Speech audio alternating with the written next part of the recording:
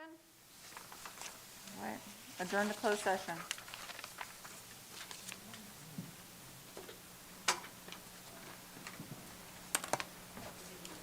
Can't see what I'm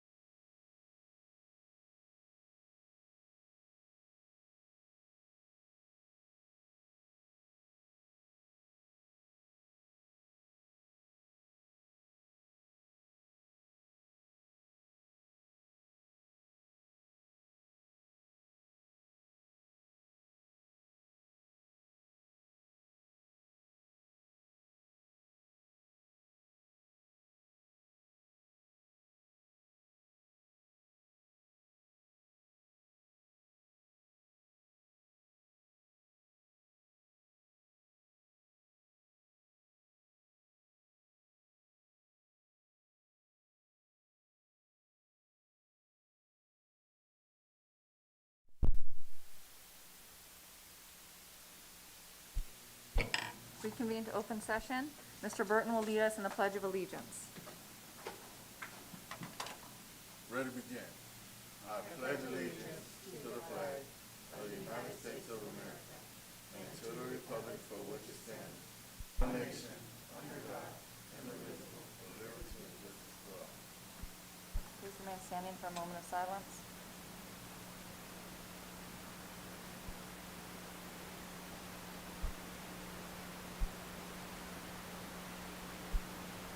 There was no action taken in closed session. Call for an adoption of the agenda. Second. All in favor? Aye. Any opposed? Programs and presentations. Presentation number 1, update on district facilities, will be moved to our next agenda. Okay. Second presentation, project updates and timelines. Mr. Jimmy Sanders.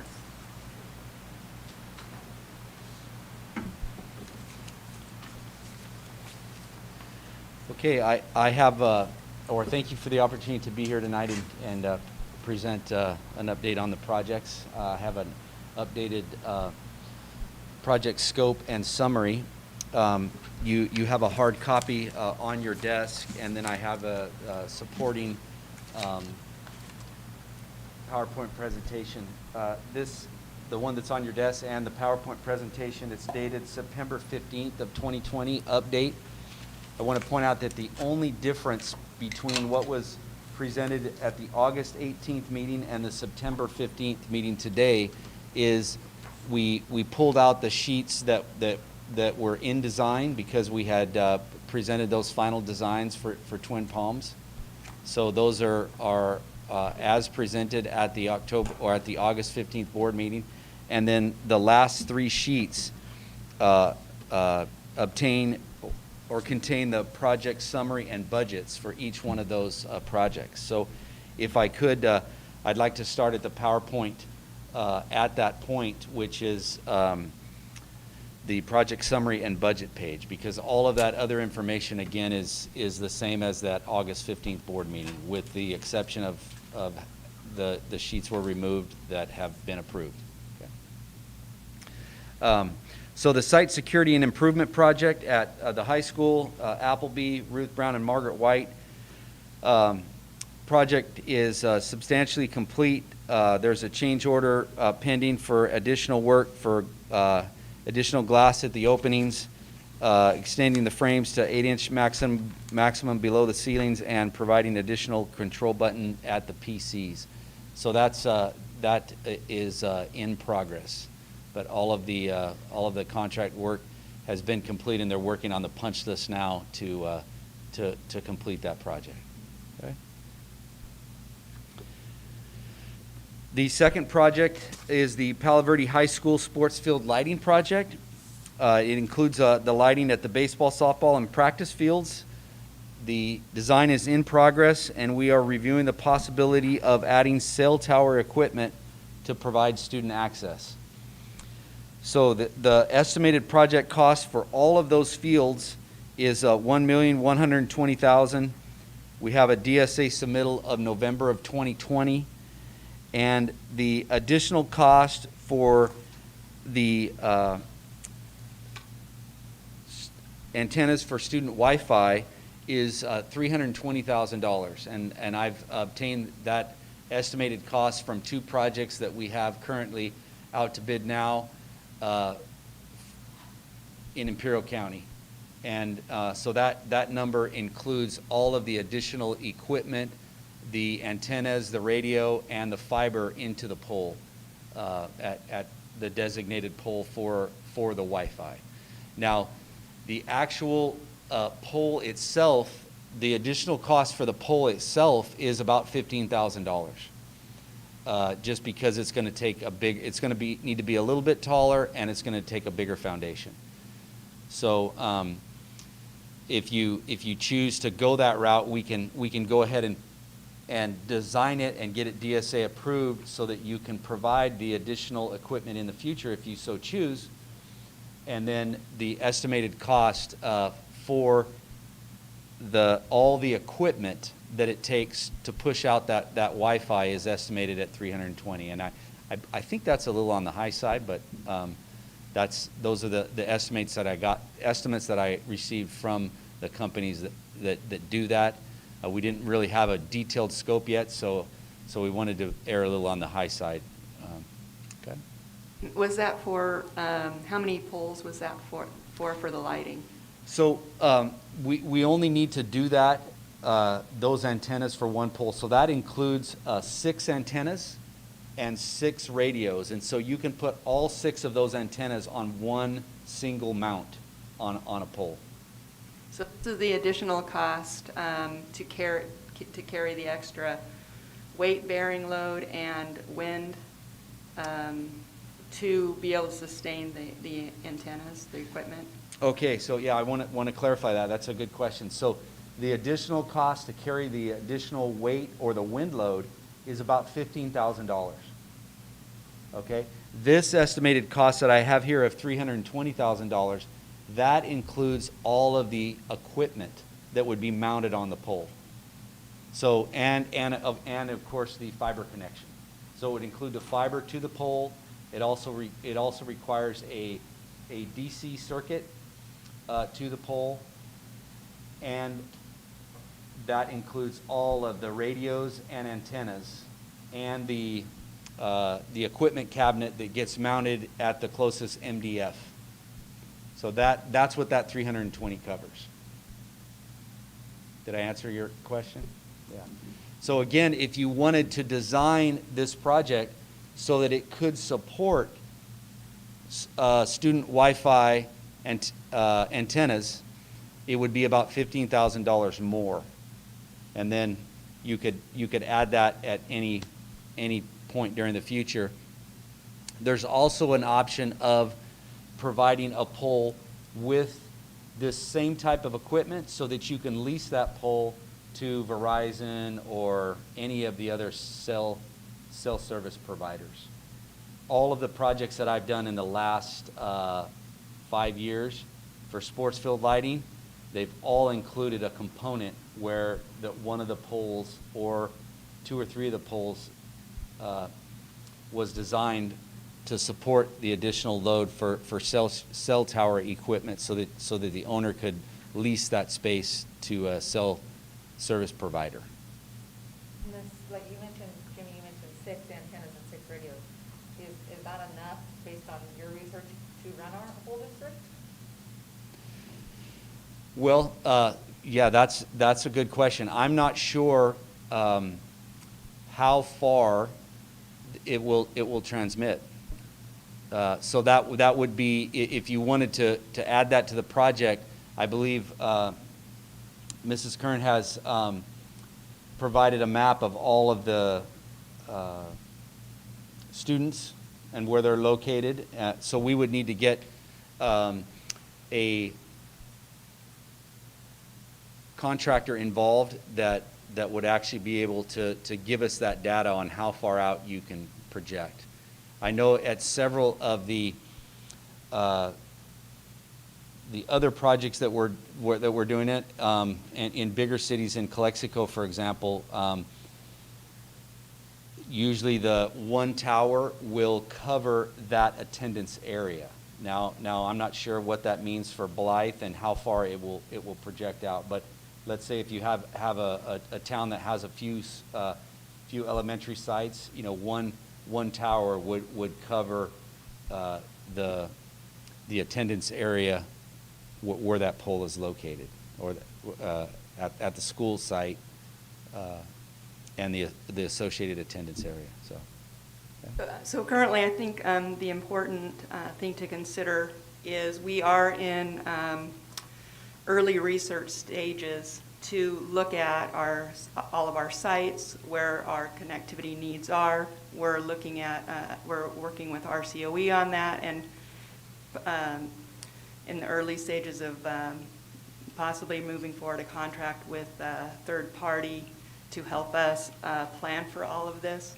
I think the need, based on that early research, is to really look at the lighting poles themselves and decide if the board is wanting to move in the direction of looking at 1 or 2 of those light poles at an addition of $15,000 extra cost for one pole to possibly house some infrastructure to support the connectivity.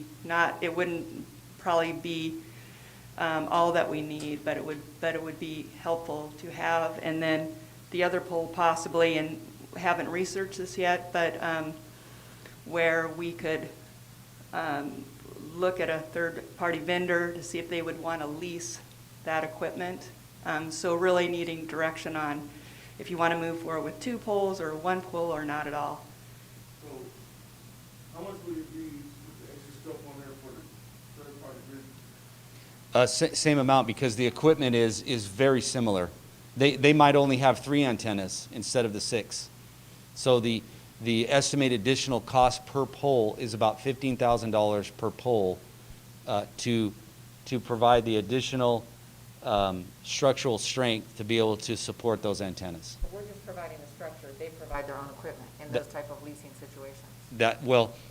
That's the only type that I'm familiar with, is the owner provides the pole and the mounts, and then the cell service provider, they come in and provide all of their equipment, and then you enter into a lease with them, and then they pay you every month.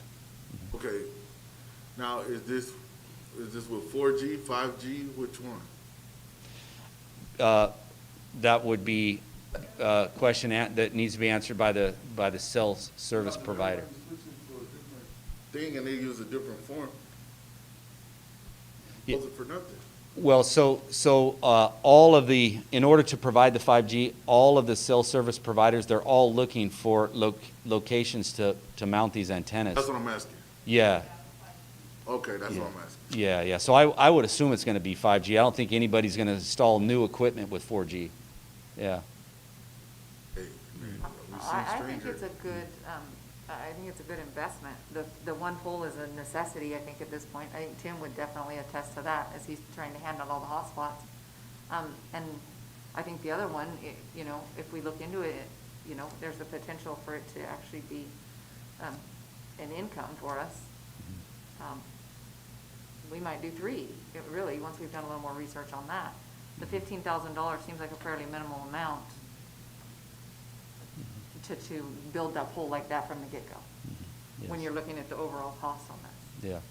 So Yeah, I know that- there'll be, additional research that we'll need to do, but I can't say we're not. Yeah, but you're gonna need to find out how many poles you're gonna need, right? Because it's gonna be kind of distance. I mean, 1 pole may be sufficient, but 2 poles, it may be, 3 may be too much. That's where the data would have to come in, right? What the range is, who's gonna provide the equipment for it and stuff like that. I mean, I don't think we have that information, but if it's 15,000, I agree with Jamie. That's a minimal amount compared to $1.1 million in lighting.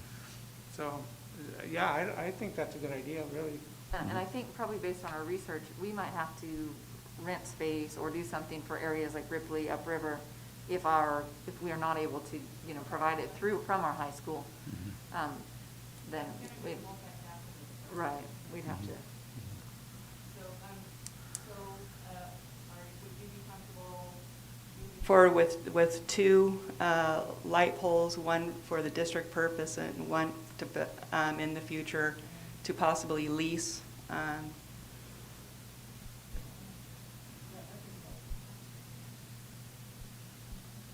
And in the meantime, there's gonna be more research done, see if we're gonna need more done and more put up. 3. Yeah, I think based on the research, like Sam says, if the research proves that it's feasible, then do 3. If there's a way for us to get some income back from leasing it, we don't, the clock is ticking, we put 2 up for 15, by the time we want 3, that'll be 25. I'm just saying, if we can go ahead and knock out 3 for 45 and recoup the money over the years, hopefully, if we break even or at least start paying for it. Sound kind of like solar panels, but I'm just saying. But 3 would make sense to me. Okay.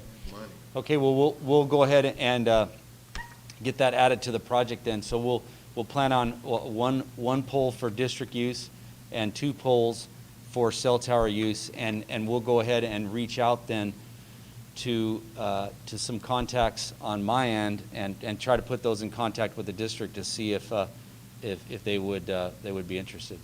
Okay, and I also have some contacts on my end, and so we'll work together to see what the need or the demand is as we move forward for the polls. Okay, perfect. Okay. And I want to point out that that as we've presented in previous board meetings, that all of those fields are the design is going to be complete, and that we're going to have a base bid and alternates for each field. So you'll be able to select only lighting the baseball field, or only the softball field, or the softball in the practice, or however you choose. Okay. Okay. Our next. What's that? When would we anticipate that going out to bid? So we have that going to bid in, going to DSA in November. Yeah, so we would be going out to bid in January.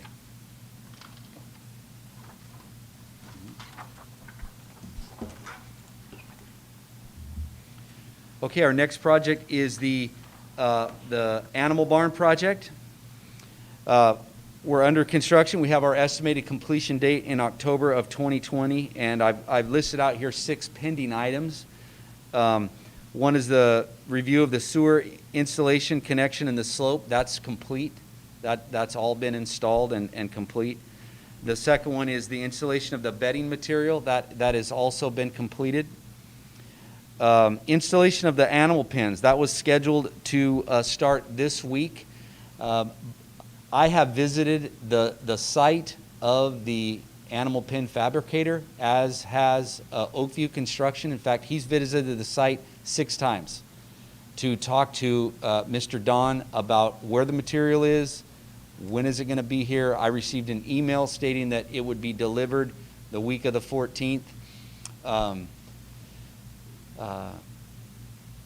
I call Mr. Don literally every day to get an update from him. His response for the last several months is he's blaming it on COVID and his ability to get welders, and then most recently on the holiday and COVID on why he has not received the material.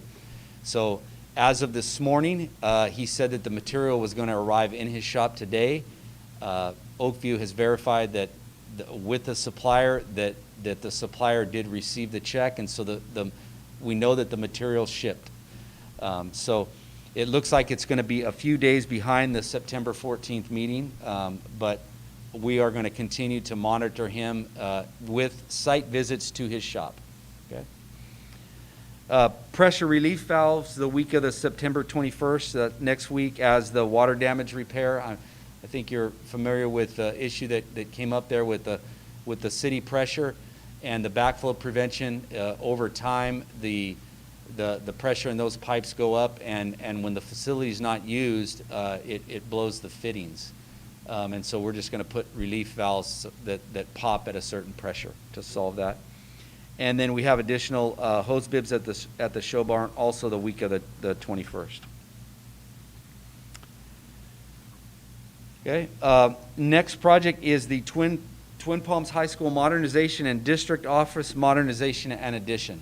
So the last board meeting, we presented the final proposed designs for that, and I believe those were approved. Is that accurate?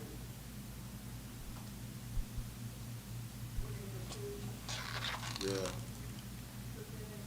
I believe that the designs that we presented for both the modernization of Twin Palms and the modernization of the district office in addition, I believe those were approved at the last board meeting. Yeah, pending a cost, see if the cost wasn't excessive.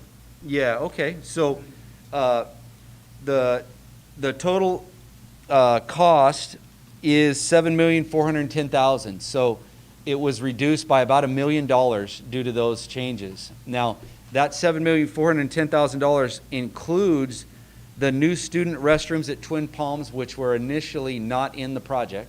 Okay, so those were added. Then we also added a student parking lot and drop-off zone for Twin Palms, right? Initially, that wasn't in the project. And then we also added the removal of the building at the district office parking lot and the expansion of that parking lot. So there was a lot of scope reduction, but then there was also some scope addition. The overall delta is about $1 million savings from what we had originally proposed and estimated. So the total estimated cost now is $7.4 million.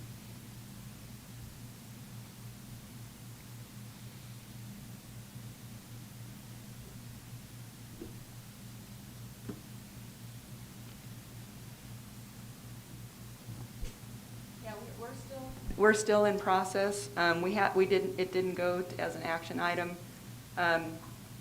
Based on your presentation, we were waiting for kind of a cost analysis and really kind of needing, probably that one project has 3 different aspects to it and components, and probably have a further breakdown of cost, for the district office, the Twin Palms upgrade and the CTE.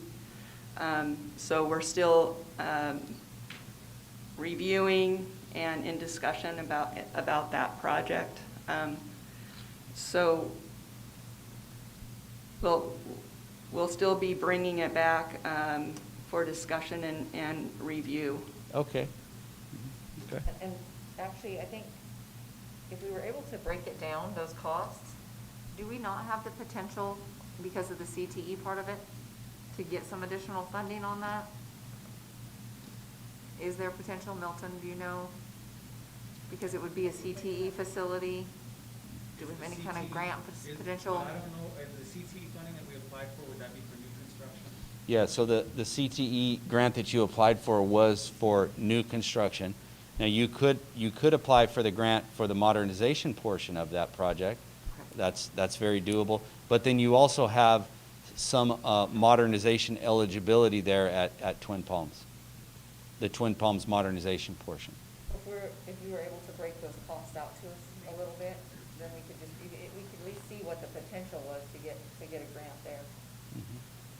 If you Okay. reduce this number a little bit, just to hit the bond a little less hard. A cost per aspect of that project, with kind of like a timeline of which one would be first, and then second and third, and as we're kind of moving forward.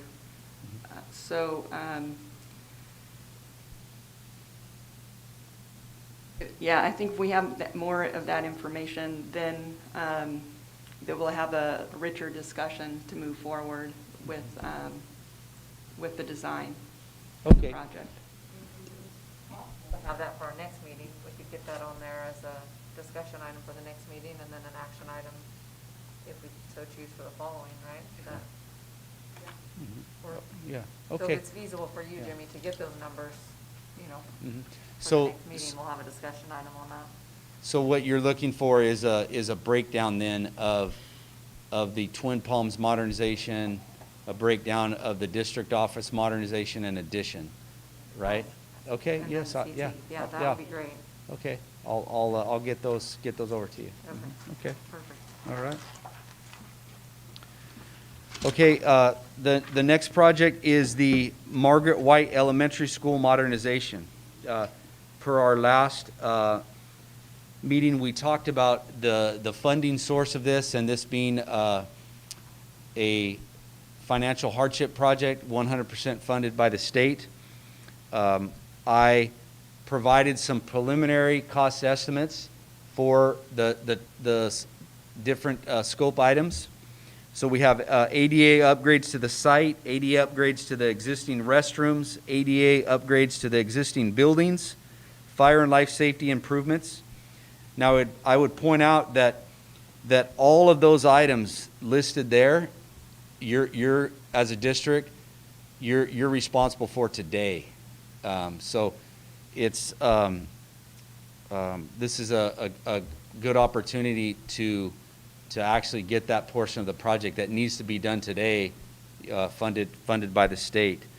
Then we also have the new doors and hardware and access control system. Now that's an extension of that same system that you put in place at the security project. So all of the classroom doors, for example, would have those access control locks. Okay. Then we have new architectural finishes that includes flooring, ceilings, and new casework. That we also have needed upgrades to the electrical systems, and the electrical systems include your panels and electrical distribution system, but that also includes your low voltage systems, like your communication systems, your phone systems.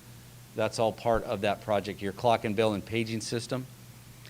And then we have upgrades to the HVAC system. So for a total estimated cost of $8.3 million. But would modernization include the asphalt and roofing? So typically, a modernization project does not include asphalt and roofing. That's well, that can be what is a deferred maintenance project. So, for example, if you were to submit an asphalt and roofing project to the state as your modernization project, they would reject that. They would not allow that to be funded for the project. However, if you were to submit a full modernization project that included all these items, and in addition to these items, you were also going to provide a new roof and new asphalt paving, well, that could be a project funded by, DSA, CDE, and Office of Public School Construction, OPSC. So if you would like to add to the list the new roofing and the AC paving, we can certainly do that. Because I don't think we're ever going to be able to afford to replace the asphalt. I mean, it's going to end up so bad that's when we'll do it. But I know the roofing is dated back to '93. Mm-hmm. The asphalt has been, oiled maybe twice since '93. So we're losing them. I think they need to be done. Yeah. Well, if we can. Yeah. So we can add to that, and I would suggest that that could be an alternate add to the project. And if we're going to do new AC paving, we would do an alternate add for new AC paving, but then we'd also do an alternate add for new concrete, so that you get out of the requirement for that 3 to 4 year seal coat. Yeah. Right, that you never have enough money to do, where if you do it out of concrete, you can get 30, 40 years out of a concrete lot with no maintenance. So that's a very easy item to add to the project scope and just make it an alternate add. So we could add the roofs and the AC paving / concrete as alternates. Okay. So. Okay. All right. That, the Margaret White, we actually have a discussion item later to go over a little more detail. Yeah, okay. Okay, our last project then is the Palo Verde CTE facility, and that, no change, that project's on hold and just sitting, waiting for a funding opportunity, but no change to that project. Okay.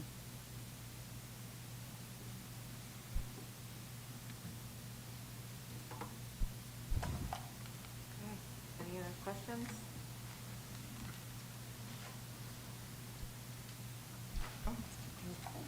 Okay. Okay, all right, Coming thank all the you. way out here in the heat. Thanks for having me at the front. Appreciate it.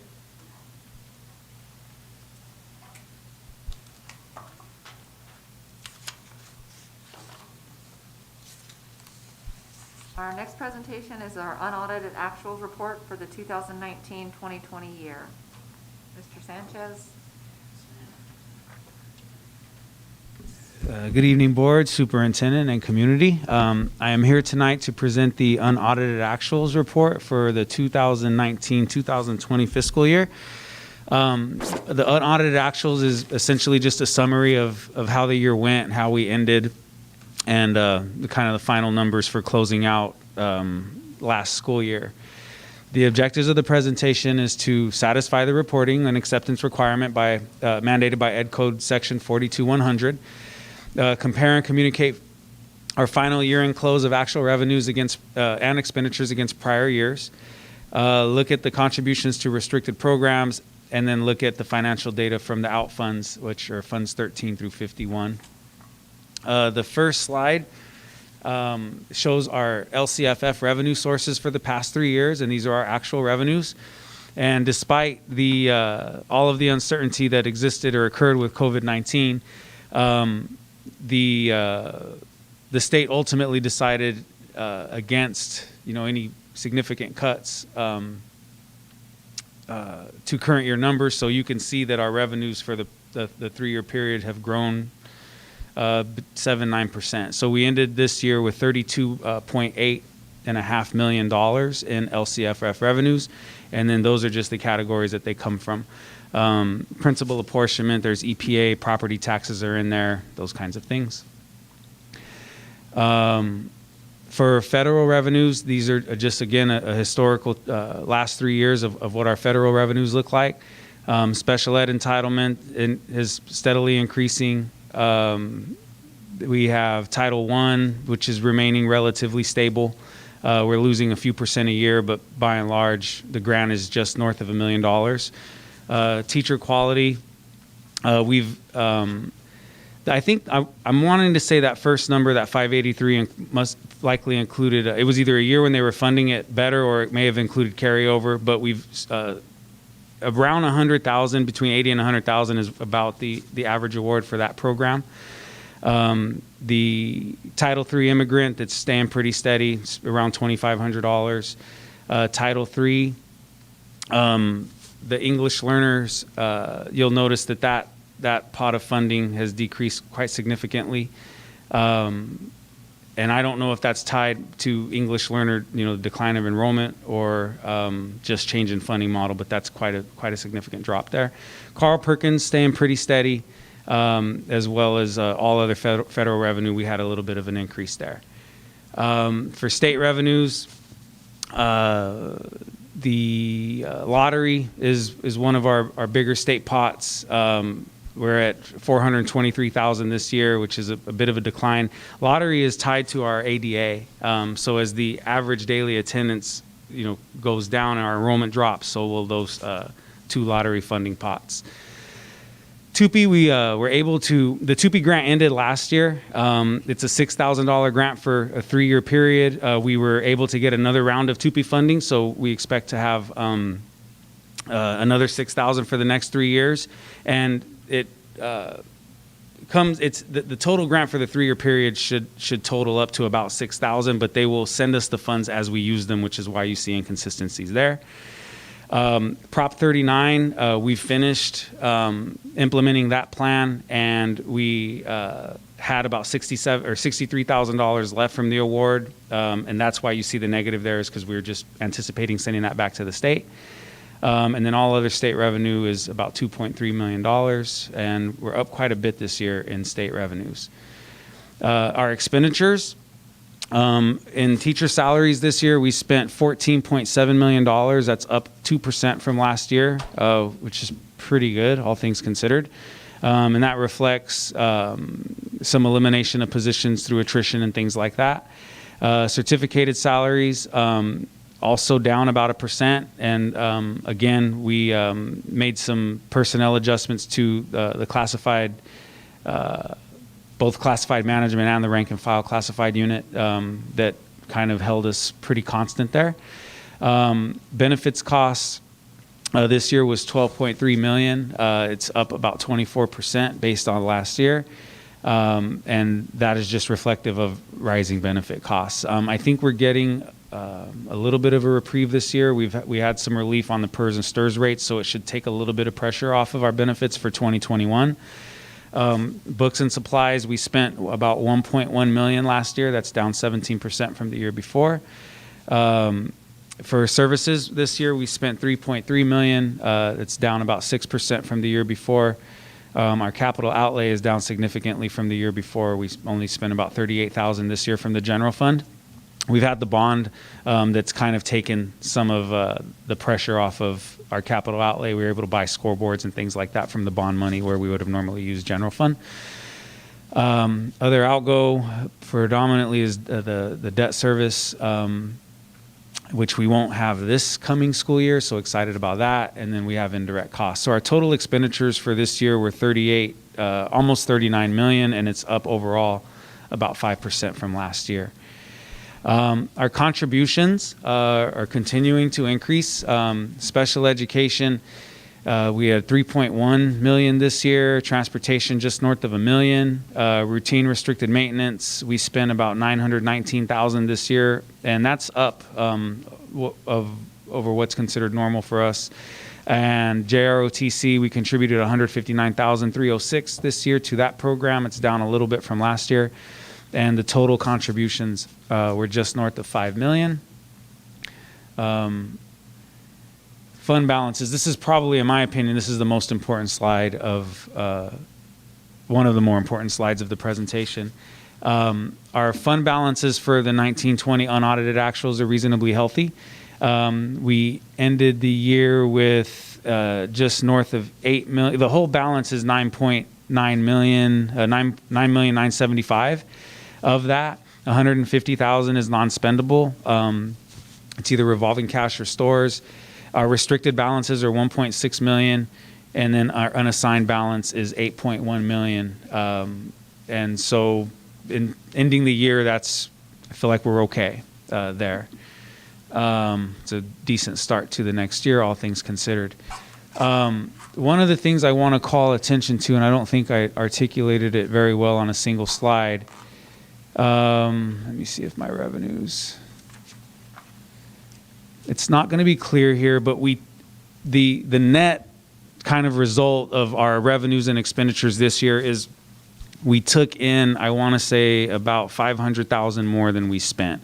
So even though we're often budgeting for deficit spending, when all of the dust settles, and at least in this particular year, we didn't deficit spend. We ended the year with about, I want to say it's about $500,000 to the good. So we took in more revenue than we spent. So that's a good thing for us. Probably a good year for that with the chance of getting deferrals, right? Yeah, and and COVID might have saved us. I mean, when you think about $500,000, that might have been, that last, all the trips going out and all that kind of stuff. But it's kind of a, if it gives you a reprieve on one side, it's likely to cut you on the other. It's kind of how this has been working for us. So did fund balances. Cafeteria fund is pretty good, pretty healthy as far as how we ended the year. We were a little nervous because of the, just the shocks that we experienced from March to June, but thankfully, food was one of the things that remained in kind of high demand in the community. We kept our feeding up. We were pushing food out through the buses, so it allowed the cafeteria fund to keep generating revenues. I do want to give the board a heads up that we are a little bit concerned going into this year. They had changed some of the rules on us in terms of who we can feed and cannot feed. And so when we started the school year this year, we were back to just feeding our kids. And naturally, the participation rate isn't, as many people are not coming to pick up food, and we were not able to push as much food out through the buses as we would have served had we had regular school.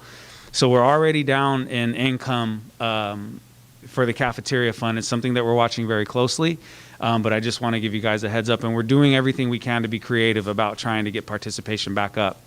Another piece of good news, so I think it was like at the end of July or early August, either the feds or the state told us that they would discontinue the program that was allowing us to feed kids of all ages. It didn't matter. When we were in the early part of summer, it didn't matter if they were a student or not. If they were under 18, we could feed them, which was helping our participation. They stopped that for a period of time, and so we went back to printing lunch cards and trying to get them out to the kids, so it weighed on our participation. My understanding is now they've opened that up again to where we can go back to feeding all kids in the community, so it should help us out a little bit, but this is something to definitely watch. Overall, though, the fund is pretty healthy. The ending balance, the fund equity is $687,000. So, like I said, all in all, for right now, Fund 13 is in pretty good shape, but it's one I'm a bit nervous about just because of the participation. Fund 21 is our building fund. This is essentially our bond fund. So in 17-18, we didn't have activity because we didn't have the bond. 18-19, we started with a zero balance, but we passed the bond. We ended that year with $9.8 million. And so going into this year, we had an increase in the fund from, it was $145,419. That's mostly interest. We spent about $5.6 million, and that leaves us about 5.3. And again, that doesn't include, I don't believe that includes the latest deposit, because I think we had another 1.8 or so deposited into that fund. When the bond closed on June 30, it was just like the timing of it. I believe that hit July 1, 2020. This doesn't include, this wouldn't include the expenditures on the paying off the debt then either, right? No, that we didn't do any of that prior to June. This is up to June 30. Yeah. All right. And I'll go to the debt in just a second. And then so the capital facilities fund, there's not a lot of activity here really. It's used to account for, no, that is not developer fees. The capital facilities fund has like special and restricted uses and nothing that's kind of happened to us yet. So it's just kind of sitting in there and we're holding the balance. The county school facilities fund is kind of the same thing. It's established to help with new facility construction, modernization, hardship grants, and things like that. And we're just not in a place where we would need to use those funds. Fund 40 is the redevelopment. That's where we deposit our redevelopment revenue. It was also previously where we were servicing our debt from. And we will no longer have to service debt from this pot. And we ended this year with $250,000. There's limited uses to how we can use this fund. I believe we can use it to like make insurance payments. We'll continue to utilize it in a strategic way, but as far as servicing the debt, we don't need to make those payments from here anymore. Fund 51 is our bond fund. At the district level, we don't even touch this. This is something that the county services for us, but I'm just presenting the numbers there. Our ending balance in Fund 51 was $2.6 million, or $2.9 million, I'm sorry. The debt, so this is the debt that we had on the books as of 6/30. Our general obligation bond debt increased. We are about $25.9 million in outstanding bond debt. The two rows that are in orange are the ones that the debt that we were able to eliminate at the end of the year. We did make payments to both the COPs and the capital leases this year, but the end of June was likely the last one that the district will make, either from the general fund or Fund 40. My understanding is that the capital lease debt is paid off completely, and the way the COP debt works is the investors who purchase the certificates are promised a certain return. So what happened with that component of the debt is it's put into escrow, and it will continue to service the bondholder, for lack of a better word, certificate holder, until they receive the yields that they were kind of promised. So it's still on our books, but it's out of the general fund. So it's U.S. Bank who holds most of our bond proceeds and things like that. They set up a special escrow account, and they'll just continue servicing our COP debt until that's gone. And so that's how that's kind of going to work. So what's left for us is really the OPEB liability and the compensated absences. Form CEA is the current cost of education. This is important because the district has to be at 55%. So the way it reads is that our classroom compensation, essentially what we pay people under Function 1000, which is instruction, has to be 55% of our gross expenditures. When I first came on, we were struggling we would just hit the 55%. And since being here, I've seen clearly a shift, toward the classroom and toward instruction. And so we've had very little issue making that percentage lately. This year, we were at 59.63, so we were well above the threshold. And then last year, that's up from 58.53 last year. So we're heading in the right direction with that statistic. And that really concludes the report. We're, all in all, considering what happened, we ended the year reasonably well. Question? Have a healthy balance. Yeah, we're okay. I have to say, I think the last thing you said is probably the most encouraging thing, that it's going to the classroom. Yeah. That Yeah. up almost 5% Yeah. towards the classroom and towards the kids. So And when I came on and they were closing the books that summer, We were barely we making had to, it. and we actually had to book. We weren't even making it until we booked Stirs on Behalf. So it was a little bit of a, it was fine what we did, but we had to kind of look for it. Where in this case, it's just It's there there. and it's happening. Yeah. All right. Thank you.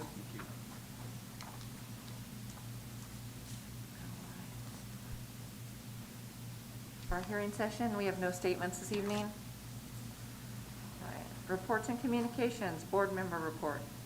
Mr. Hernandez? Mr. Burton? Ms. Gutierrez? Nothing to report. And I have nothing to report.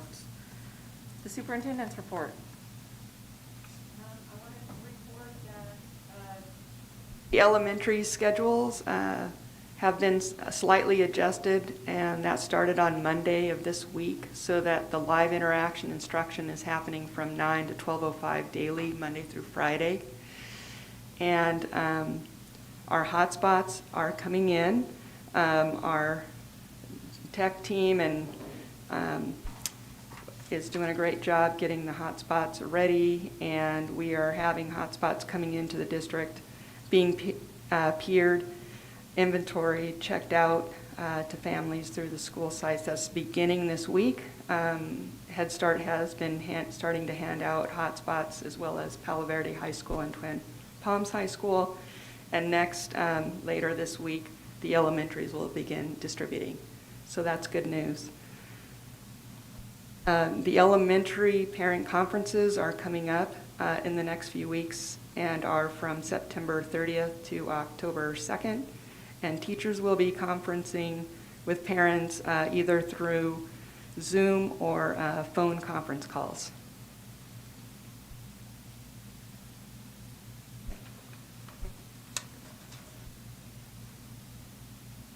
Alton, do you have anything to report on the fiscal update, or? Okay. So I have 3 items I want to just briefly touch on. One, when we presented the budget, both the budget and the 45-day revision, we gave the board notice that cash flow may potentially be an issue this year, because instead of making cuts to the LCFF revenues, the state decided on deferrals, meaning that we won't get the 2021 state aid payments on time.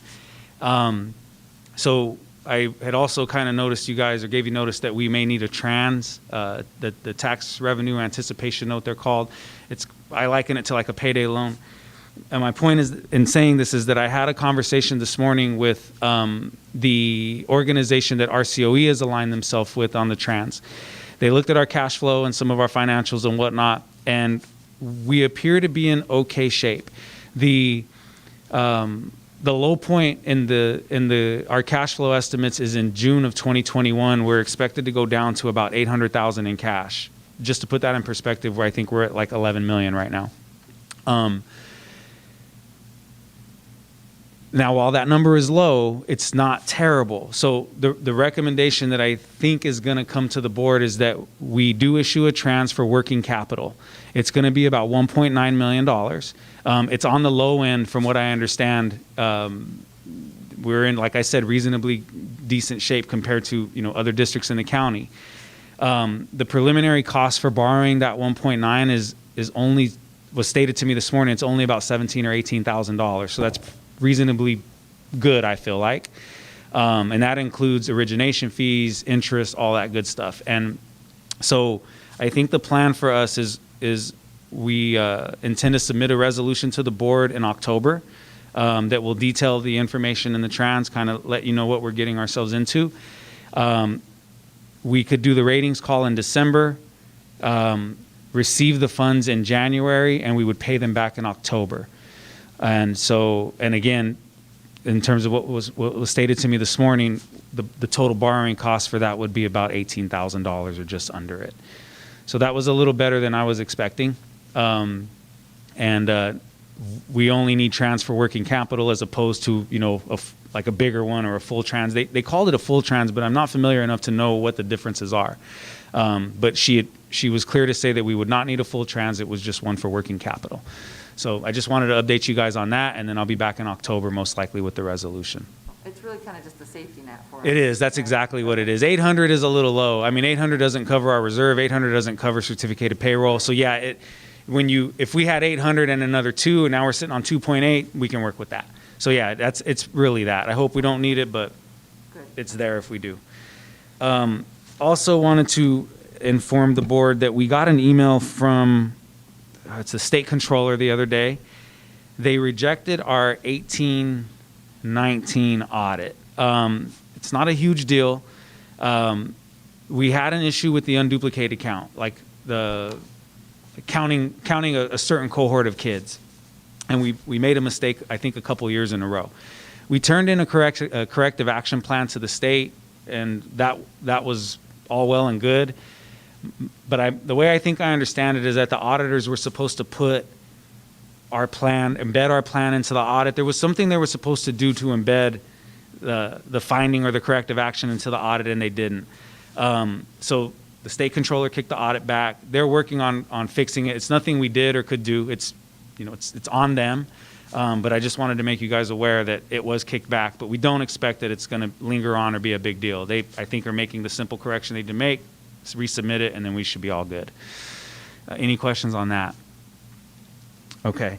And then the last thing is we received the budget letter from RCOE. I think it was today, the final draft of it today. They did approve our 45-day budget revision. The letter just has the typical, warnings, watch your attendance, it's declining, those kinds of things. Budgeted deficit spending, unrestricted deficit spending. Our employee negotiations are unsettled, as you guys are aware. So, they're just kind of giving us caveats to, proceed carefully. But all in all, they did approve the budget. And like I said, we just truck along, hopefully make wise decisions, and we'll navigate out of this okay. And I think that's it for the budget update, unless there are questions. Oh, thank you. Okay, thank you. All right. We have no reports of associations this evening. For our consent items, items listed under the consent calendar motions are considered to be routine and are acted on by the governing board in one motion. There is no discussion of these items prior to the board vote unless a member of the board requests specific items be discussed and/or removed from the consent agenda. It is understood that administration recommends approval of all consent items. Each item on the consent agenda approved by the governing board shall be deemed to have been considered in full and adopted as recommended. Martha will read the consent items. L2, personal report number 2020-21-04. L3, ratification of regular school business. Call for a motion? All in favor?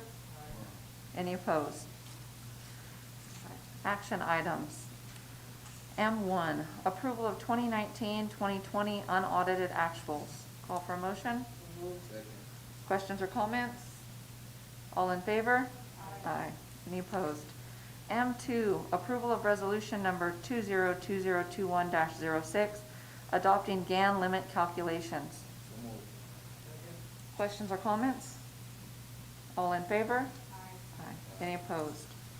M3, JROTC program. Call for a motion? Questions and comments? We need to talk. What's going on?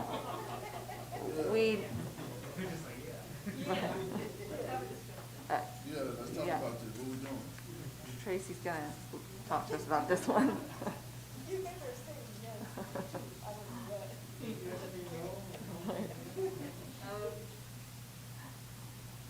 Reach out and was able to get a hold of chief of JROTC operations, and they're very firm of us needing to make a decision because they're saying that they have a waiting list for people that want to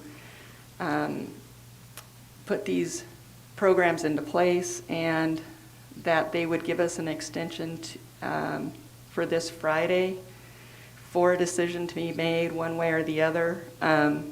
If the decision is made to continue, then we need to actively start seeking instructors for the program. And if not, if the decision isn't that, then they are going to move forward to decommission. So I do want to let the board know that the two requirements for U.S. Army JROTC is that 10% of the number of students enrolled. The number of students enrolled in Palo Verde High School, 10% of the students need to be part of that program in order for it to continue. The other requirement are that 2 instructors minimum, there's no exceptions to that or waivers, need to run the program. 1 must be a retired officer, a senior Army instructor, and 1 non-commissioned officer, Army instructor. The Army has reimbursed for the cost of the 2 instructors of $50,000 annually to our district. They provide cadet uniforms, equipment, and curriculum. The cost to PVUSD to run the program annually is approximately $160,000 after any Army contribution. Student enrollment during 2018-2019 was 62 students. Student enrollment into the program last year, 2019-2020, was 67 students. So for both of those years combined, 14 students completed all 4 years, 10 students completed 3 years, 7 students completed 2 years. So in comparison, let's say for our CTE Culinary Arts program that started last year, we also contract out for that program through RCOE. So there's more kind of a bundled service cost into that. But last year it was a startup year. The program cost us $145,000, and we served 119 students. And this year, 163 students are enrolled in that program. So I just kind of wanted to have a little comparison. And if you kind of have more questions about the program, we can possibly have Principal Angel conference called in just to give you additional information about the program as you're making this decision, an action item. To continue it. How many students don't we have almost 900 students in the high school? 855 as of today. But we're not meeting the 10% anyway. But they don't take it away from us for not meeting the contract? I did have a conversation with the chief about that. When we were looking at the enrollment numbers with what was reported, there was some variation there. And we're not sure if there was, maybe a student was counted twice if they were in leadership and in the JROTC. I'm not quite sure what happened, but when we looked at the pure enrollment happening, it was less than the 10%. So really it's the, would you like to have more information or have a Principal Angel give additional input? Okay. Have any other questions, comments? No, the only it's, the number of students was kind of bothering me because I think last meeting I said there was about 60 and then some comment came out there was 90 students, so I was kind of confused on the number of students that actually be in our O2C. It's a good program. I think, the kids in there, a lot of them have pride and respect. It's difficult for me to say no let's not have it. I think I think it can be a good program if we do it right. I think the instructors kind of gave up the last year, a couple of years, because they had some issues. I still think it's a good program if you got some good instructors there, because when they started, we had more. I mean, they had to keep students out because they didn't have enough space for them. But that's just my view. And you know, it's difficult because I am a veteran, and I think it's a good program, and I think it's helpful when you make a decision if you want to go in the military or not. That's my opinion.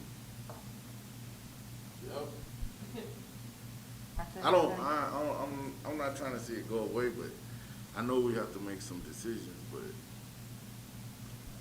think it's good for the students, for the direction. Right now, everybody is doing Zoom anyway.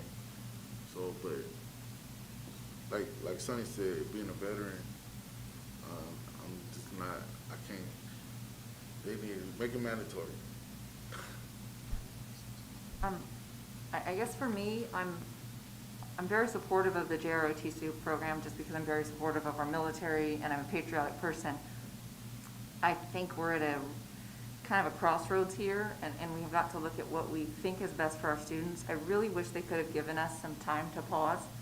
I have a hard time believing that they really have people on a waiting list when there's not even any kids in school. So I really don't understand why they couldn't have given us the pause, given us a chance to research options, find out what was best for kids here, what we thought would pull the most numbers, whether it's a, you know, another Army type program, maybe the leadership type program.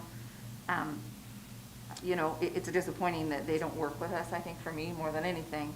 But I really think we need to research what's best for the kids at our high school at this point.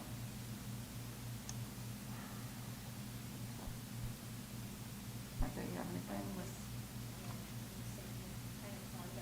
I think we should at least try to see if we can get other instructors to come out and teach it. Yep, I agree with Mark. To, you know, make it successful and try to redo it. Yeah, I say try. Okay, so, so on the JROTC program, I do want to be clear that even the enrollment right now for even one teacher, it's low numbers to support that program. And so that's the only concern that I have is the low enrollment in the program. That even would be difficult if it was one instructor to really support that program. Typically, we're saying twice that amount per teacher, and because of the two instructors with the low enrollment, it's when the funding could maybe establish one or two other programs that serves a lot more students. But it's something that we can also look into trying to look into the recruitment and sustainable efforts within the program for the students to access. So this is the board decision, and really just need an action item to either by the board to continue to move forward with the JROTC program, or we could push pause, let the Army know that, you know, we want to still consider and at a later date try to establish the program again, or we could just move forward with the program and seek two instructors and let the Army know our decision tomorrow. Yeah. So you're gonna vote? Motion and second to. Yeah. I vote to go forward with the program. So we have a. I vote to go forward. So we have a motion and a second on moving forward with the program. Okay, all in favor? Any opposed? Right.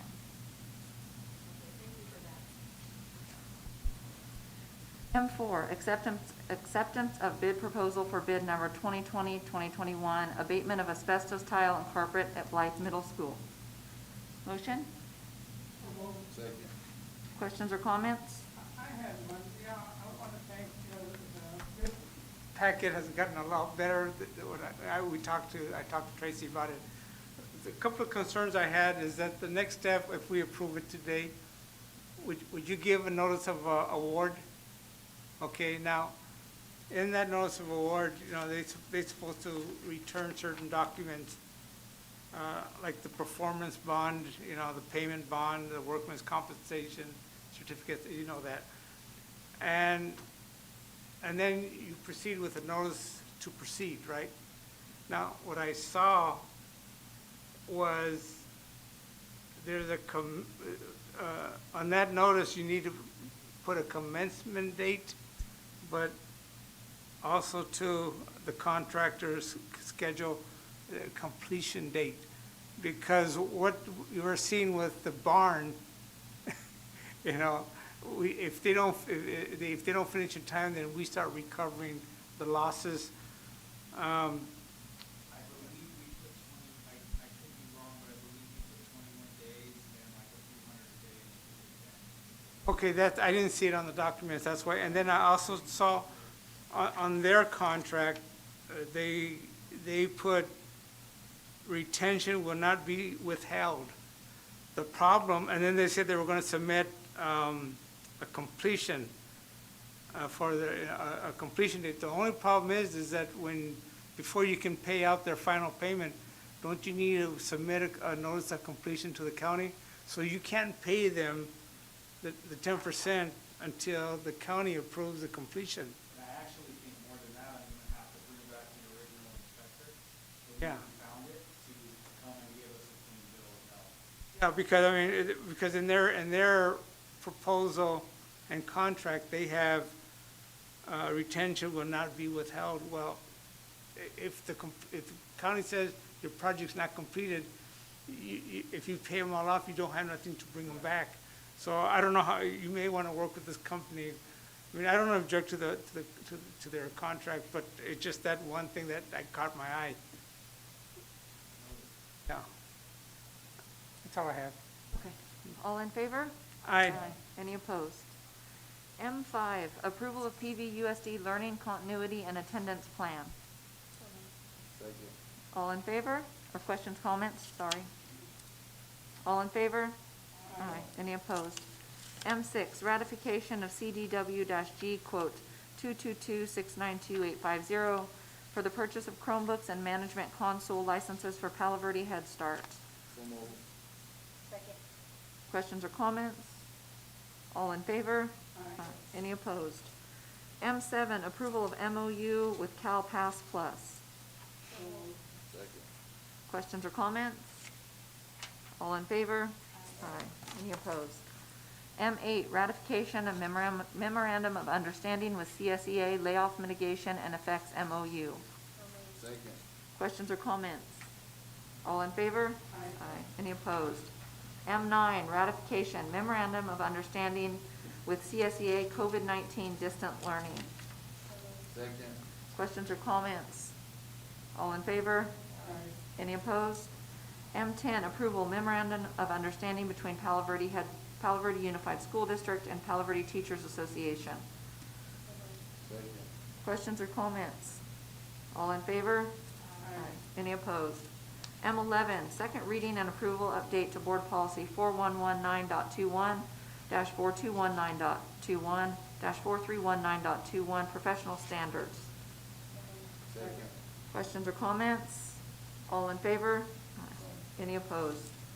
M12, approval of deletion of board policy 4021, ban on use of tobacco products. Second. Questions or comments? All in favor? Any opposed? All right, discussion and information items. N1, information, Palo Verde High School on-site animal housing. Mrs. Kern? Information that, based on the board input and further evaluation, the Palo Verde High School Ag Department is with kind of drawing the recommendation to have that on-site animals be housed at the facilities. And we'll continue the program with off-site animals and checking them through the FFA program, but they'll be off-site. Okay? All right. Any questions? Good. All right, discussion, Margaret White Elementary Modernization Project. Ms. Kern?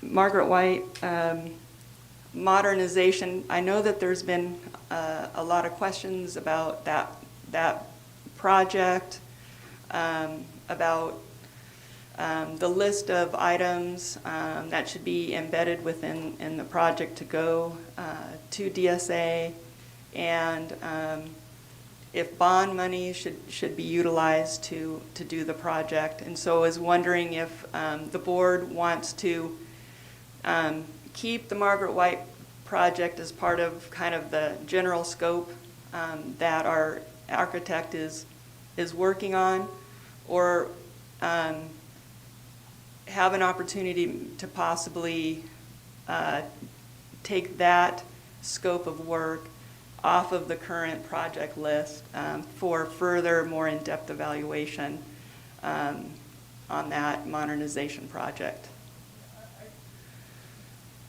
I'll kind of just point out the list today. Of things that need to be, I think we need to take it off, and I think we need to kind of slow down and make sure that we're going to get what we want with that project.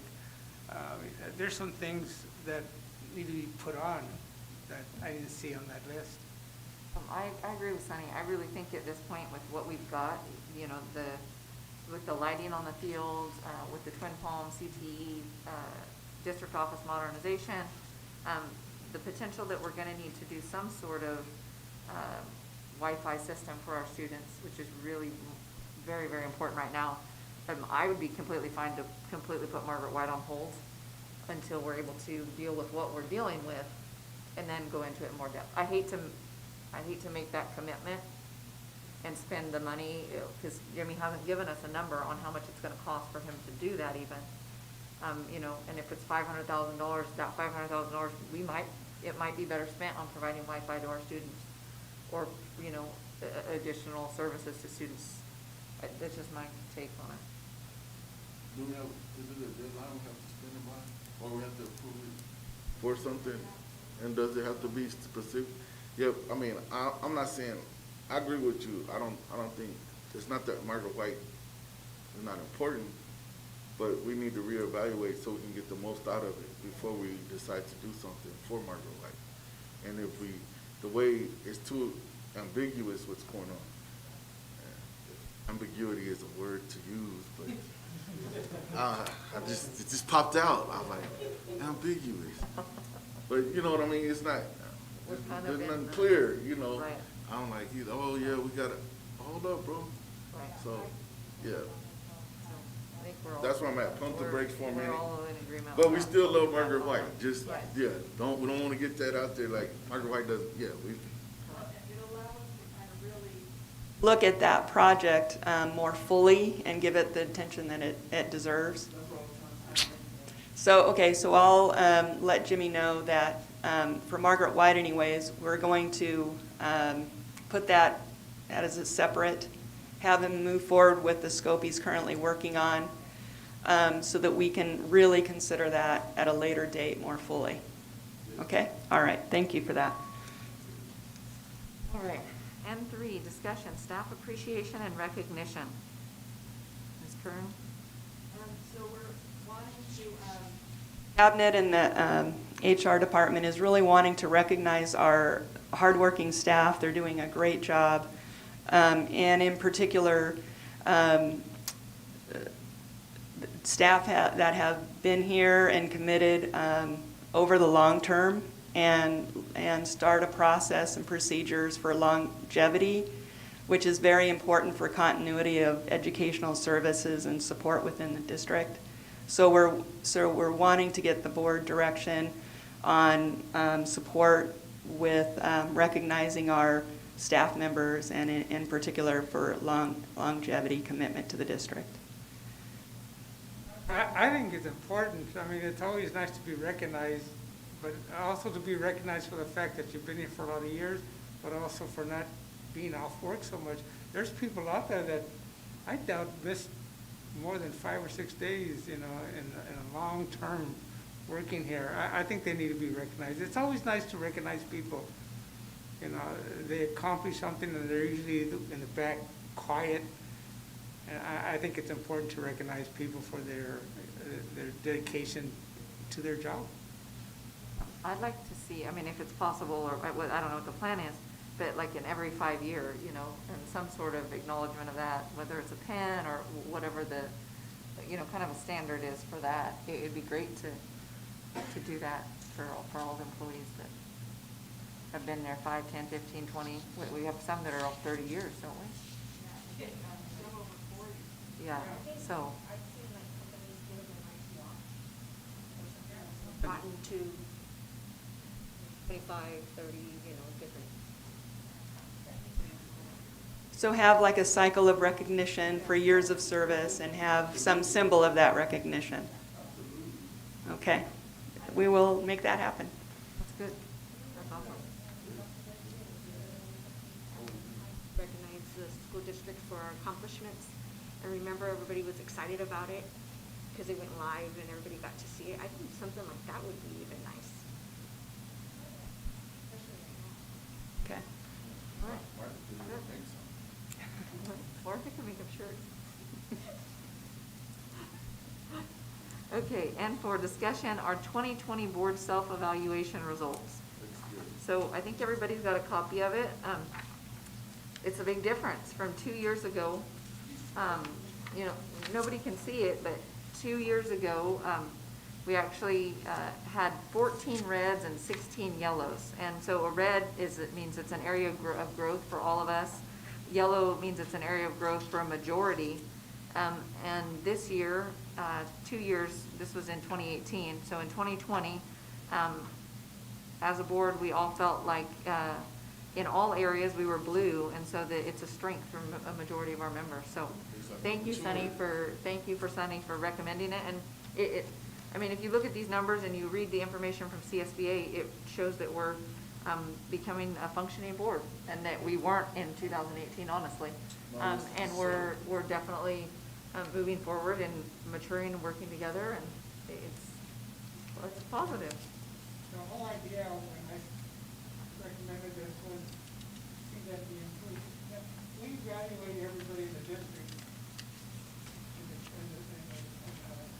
The board never evaluates themselves, and I think it's important because I was surprised with the improvement.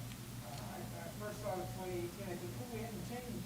And it was a big, but it's a big help to me that we're doing something, we're moving forward. I think to me, it was a good experience that I saw the second evaluation. To me, it was something, because in the past, as a board member, it was miserable. Well, and I think we had the guidance from CCEE too. I think having Yeah. Dr. Cohn and Dr. Molina help us set goals and do that, I think their guidance really, you know, it Yeah. really showed in this. And our training also helped. When we went to training, it also helped us kind of get on the right path. So I think there was a lot of factors that we went through just to get to this point, and I think hopefully we can continue, because I think we do have a good board right now. I mean, we're working together, even though sometimes we disagree. We agree that we can disagree. Yeah, that shows a healthy board anyway. But I gotta give a lot of credit to Dr. Bush for pushing us toward, having a congruity of coming together as a board in a professional way. That was his little pet peeve. I got on his nerves sometimes. No, I mean, but in a good way, though. Like we're supposed to do that, but he was very adamant about us being A functioning board. and it happened. And so that's what I'm saying. I don't want to act like, but he kind of was like, that was his thing. But the other factor that I think was the staff. honestly, in the years that I've been with the district, I have not seen a better cabinet than we have now. Really, I mean, I've been here a lot of years, and we have a good working staff right now that are working together. Oh, well. We're good. They make our job easier. They make the job bigger. I'll commend you guys. You guys are, yeah, yeah. N5, first reading and discussion, agricultural environmental science textbook adoption. Any questions or comments on that? All right, other business?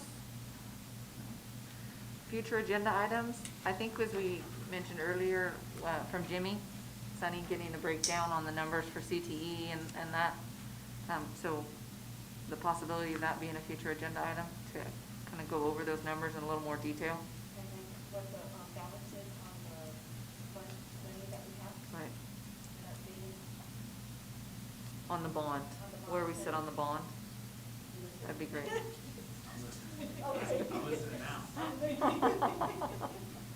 So that we have an idea more or less when he gives us our numbers.